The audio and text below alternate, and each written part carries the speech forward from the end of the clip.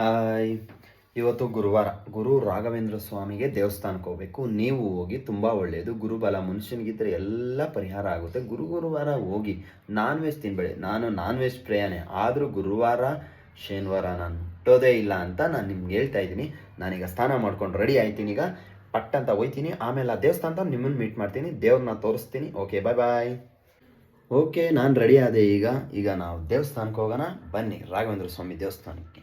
Okay, ಹೋಗೋಕ್ಕೆ ಮುಂಚೆ ನಿಮ್ಮ ಮನೆ ದೇವರಿಗೆ ಒಂದೆರಡು ಕಡ್ಡಿ ಹಚ್ಚಿ, ಒಂದು 2 ನಿಮಿಷ ಬಿಡು ಮಾಡ್ಕೊಂಡು ಹಚ್ಚಿ, ಆಮೇಲೆ ಹೋಗಿ. ಯಾವುದೇ ದೇವಸ್ಥಾನಕ್ಕೆ ಹೋದರೂ ಮನೆಗೆ ಪೂಜೆ ಮಾಡ್ತಾನೆ ಹೋಗೋದು, ನಿಮಗೆ ಗೊತ್ತಿರ್ಬೇಕು, ನಾನೇನು ಹೇಳೋದಿಲ್ಲ. ಕಡ್ಡಿ ಹಾಕ್ಬಿಟ್ಟು ಹೋಗಿ, ನಾನು ಹೋಯ್ತೀನಿ. ಬನ್ನಿ ಹೋಗೋಣ, ಬನ್ನಿ, ಕಮ್.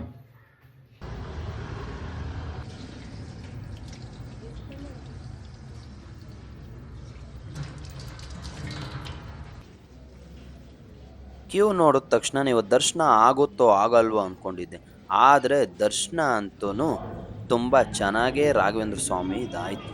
ಅದಕ್ಕೆ ಮನಸ್ಸಿನಲ್ಲಿ ಬೇಡ್ಕೊಂಡು ಮುಂದೆ ಹೋಯ್ತಾ ಇದ್ದೀನಿ.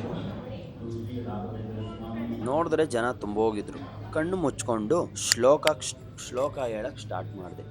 ಪೂಜ್ಯಾಯ ರಾಘವೇಂದ್ರಾಯ ಸತ್ಯಧರ್ಮರತಾಯ ಚ ಭಜತಾಂ ಕಲ್ಪವೃಕ್ಷಾಯ ಮಮತಾಂ ಕಾಮಧೇನುವೇ ಅಂತ ಶ್ಲೋಕ ಹೇಳ್ಕೊಂಡು 3 ಸುತ್ತು ಸುತ್ತಬೇಕು ಅಂತ ಹೋಯ್ತಾ ಇದ್ದೀನಿ.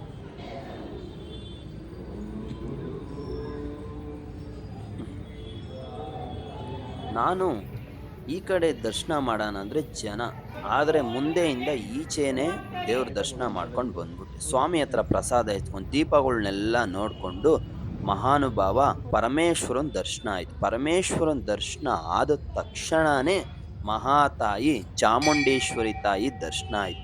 ಚಾಮುಂಡೇಶ್ವರಿ ದರ್ಶನ ಆದರೆ ಮೊದಲ ಪೂಜೆ ಪ್ರದಾಯಕನ ದರ್ಶನ ಆಯಿತು. ನಾನೇನು ಮಾಡಿದೆ, ಮೊದಲು ದರ್ಶನ ಮಾಡಿ ತುಳಸಿ ತಾಯಿಗೆ ಕೈ ಮುಕ್ಕೊಂಡು ಪ್ರಸಾದಕ್ಕೆ ಅಂತ ಹೋದೆ. ಜನ ತುಂಬೋಗಿದ್ರು, ಆಗಲ್ಲ ಅಂತ ಹೊರಗಡೆ ಬಂದೆ. ಮುಂದಿನ ವಿಡಿಯೋಗಾಗಿ ಕಾಯಿರಿ. ಬಾಯ್ ಬಾಯ್.